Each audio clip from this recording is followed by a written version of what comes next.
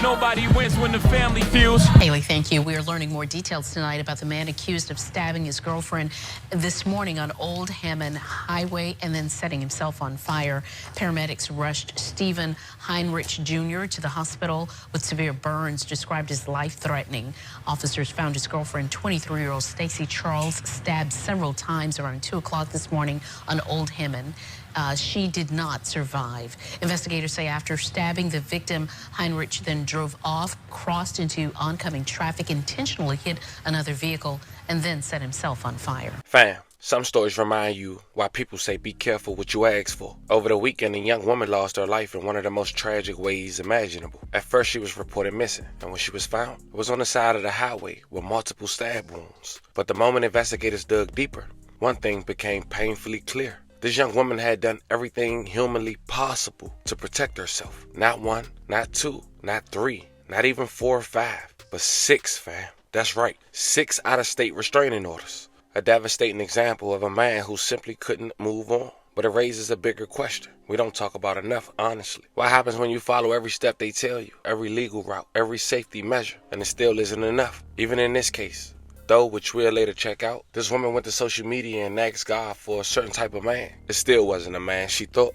And even after exhausting every resource she could, this young lady still lost her life at the hands of a man who later took his own by setting himself on fire. And of course, you know I did more research, fam. Once I started to dig, it got even darker. Through my research, I was able to come across other victims connected to the same man. People whose story didn't get the same spotlight. People whose pain deserve to be heard tonight. And we're going to shine a light on all of them. Today we're going to break down everything. Her last moments, when she posted on social media, the painful irony behind the things she wished for, who this man is, his criminal history, and where he come from. Not to mention, shine light on the other victims who were affected long before this final tragedy. But before we go over this one, I want you guys to remember, I won't give you no angle. I just give you the story. So with that being said, make sure you like, comment, and subscribe. We're going to jump right to it. Family Stacy Charles, 23 years old. She from Baton Rouge, Louisiana. She loved cats, and she listened to artists like Future, Beyonce, Gunna, Money Man, Lil Uzi Vert, and Lil Durk. She graduated high school in 2020. According to friends, she was loving, caring, and most of all family-oriented. She was active on social media, and it seemed the platform she used the most was X, formerly known as Twitter. She posted a number of pictures. They were beautiful. There she would also repost and make tweets of her own. A couple months ago, she wrote a post, "Send a white boy my way." Not sure how, but she quickly linked up with the guy identified as Stephen Heinrich Jr., a white man that had a thing for allegedly putting his hands on women. Now, this a man back in September of 2024. Had a criminal complaint filed against him and a restraining order on not only him, but his dad and his mother by a woman identified as Somalia Clark. I tried to look up the complaint, but unfortunately it was locked. But we'll later hear from a woman who spoke up against this around the same time, and we might have identified the two without even knowing. But now we got an idea on who this man is and how we give it up according to the public view. Not aware of how Stephen give it up, Stacy gave Stephen a chance. And in earlier 2025, they would kick it off, start a relationship, but things quickly went south. Court records show that Stacy filed a restraining order on October 6, 2025 to prevent Stephen, well at least try to, from going near Stacy's work or school. In those records, Stacy alleged that Stephen had stalked her, punched her, and threatened her life over the past year. 1 month later, November 5th, 2025, Stacy contacted police about a battery that resulted in Stephen's arrest. He posted a $2,500 bail, but then not even 2 weeks. Just 8 days later, the Baton Rouge Police Department said a 23-year-old woman had died from a stabbing on Old Hammond Highway, with the suspect setting himself on fire afterwards. And at that time, police didn't release the identity of the victim or the suspect. Police said they responded at around 12:13 a.m. and saw Stacy Charles, 23, lying in a parking lot in the 12,000 block of Old Hammond Highway with several severe stab wounds. She was taken to the local hospital and died during surgery. May she rest in peace. I love her condolences to her family. Officers also responded to a crash nearby, where they determined Stephen Heinrich Jr. was involved in both the crash and stabbing. According to BRPD preliminary reports, Stephen arrived at Charles' residence and began ramming his vehicle into hers. He then removed her from the vehicle, stabbed her, and then drove away. While fleeing, he intentionally entered the oncoming lane of travel, resulting in a head-on collision with another vehicle. While in his vehicle, after the crash, Stephen set himself on fire. He was taken to the hospital with life-threatening injuries, police said, and confirmed the following day that he died from his injuries. Haley, thank you. We are learning more details tonight about the man accused of stabbing his girlfriend this morning on Old Hammond Highway and then setting himself on fire.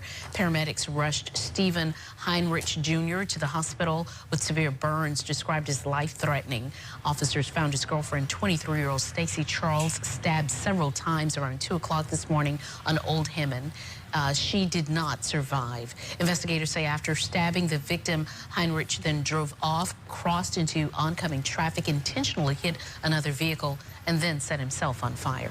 Now at that point, all hell broke loose for people who knew Stacy. They was really upset, and some of them voiced their frustration on social media. One of them hinting that a girl who used to talk to Stephen had called Stacy, or at least confronted her about him, and tried to give her some warnings. Now this made one girl livid. She went on an Instagram page that she made that day and aired out every information she had on Stephen. She wrote, "I probably should have put a jump scare warning. I'm sorry. Trigger warning for the next couple of posts regarding Stacy's story and how severely failed she was. We should all be enraged. Hashtag justice for Stacy's child." The next post was his recent arrest news article. Written on the post, "The system failed the F out of you, and there ain't else to say." The next post, it was a lot, but let me break it down. She wrote, "September 10th of last year, 2024, I posted about the man who has been relentlessly harassing my best friend and me and everyone she associates with. He started the harassment May 30th, 2024. It's been 532 days of non-stop harassment. 532 days of watching my best friend beg the police to do something." She wrote, "Yesterday morning, the same man brutally stabbed and killed a woman he was also harassing, drove his car into ongoing traffic, and tried to kill himself by lighting himself on fire. An innocent woman just lost her life because police have neglected yet another stalking case, and I'm effing devastated." Now, if you zoom in, I'm assuming that's the post she wrote back in 2024. I can't really read it, but she basically saying this is the man who has been aggressively harassing my friend and anyone associated with her every single day for 4 months straight. She then go on to talk about then how he was harassing her, making fake pages, calling her job hundreds of times, etc., etc. Now the next post was a post she sent to Stacy herself. Now before we read the message, this is what she had to say on that post. "I took it upon myself to warn Stacy about this man months ago because police were not moving fast enough, and I thought I could do my due diligence by at least letting her and others know. We talked. She had my info to reach out if anything, showed her the thousands of evidence I had. She ended up reaching out to me a few times about concerning situations regarding him. The most prominent being last week when he flew to Baton Rouge, held her hostage in her home and beat her. He was arrested and let out basically the next day, which we mentioned, for $2,500. Despite being on probation from my friend's case, where he had 13 harassment charges and 1 felony harassment charge." The message wrote, "Hey love, we don't know each other, but the man you're seeing right now has been stalking and harassing me almost every single day since last year. He does the same thing to my best friend. He's moved into my whole family, my job, etc. I've never even met him before, but he used to talk to my friend for a short period of time until he went insane out of nowhere. He's extremely racist, yet he targets black women. I'm literally only messaging you because I don't want to see this happen to yet another black woman. It's literally terrifying. He's been arrested already and still hasn't stopped. He was checked into a mental hospital like last month and came out and still continues. I can send you thousands and thousands of screenshots of proof of everything. Only thing I ask is you don't send him the messages for both of our safety. Just trying to be a girl's girl here." Now the next post, apparently the girl sent Stacy a message and photo after Stephen just beat her up on the first week of November before getting arrested. The girl wrote, "Sorry, I got a free second to look at this. Are you okay? And is he still locked up? Do you want me to have his probation officer reach out to you? We need to make sure he's locked up for good. This has gotten beyond out of hand. He's doing the exact thing I warned you he would do, and he really needs to be stopped." The girl said, "Please make your family and friends aware because I'm nervous. If he gets out, he could do something." She quote, I know, I'm kind of scared also, but they said they're going to call me when he gets released. I hope he doesn't fucking get released. He's violating his probation. He's not even supposed to leave the county." Stacy's response, because yesterday he was saying he's going to go to my job, my parents' house, etc. All type of stuff. He kept trying to get me arrested, but once I got to the hospital, they seen everything, I was let go. "Cause what? Tell him P.O. boo." The woman responded, "I did. So if he calls, please answer." And then in the next post she wrote, "It took my friend a whole year of raising absolute hell in the police station just for them to charge him with anything. He got off with a year of probation and mental health checking. That's all. We have said from the start, nobody is going to do anything until somebody dead. As for me, I couldn't even get any cop to even write up a report. I went to both Queens and Yorktown police. My dad went to Yorktown police.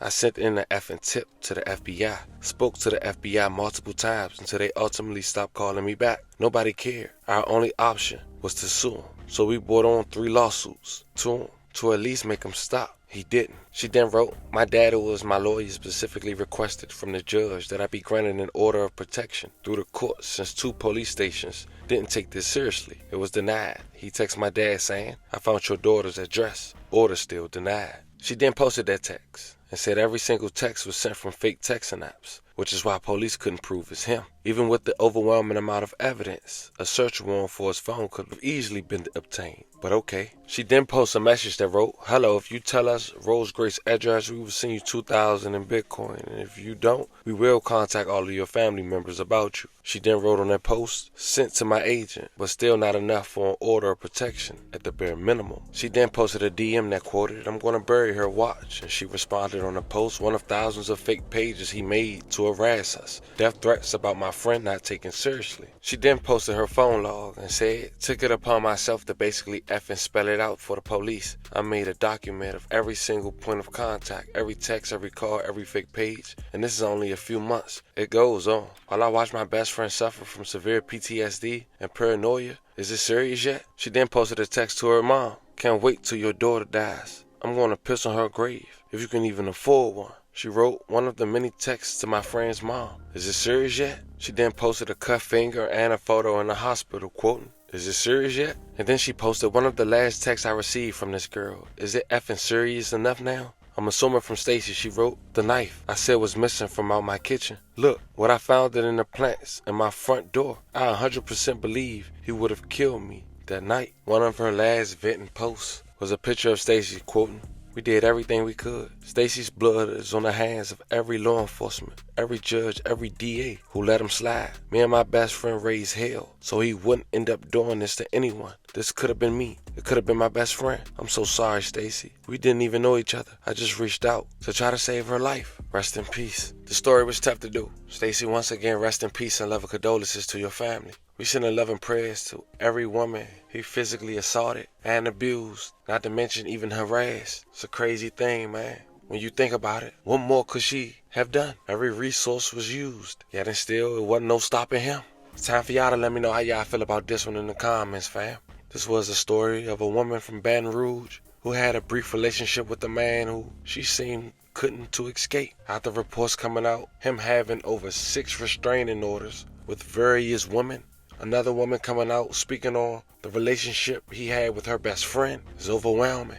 He did lose his life, but he also took the blood of another woman in the process and caused so much trauma to many more along the journey. Talk to me in the comments. Don't forget to like and subscribe. And till then, I'll catch you guys on the next one.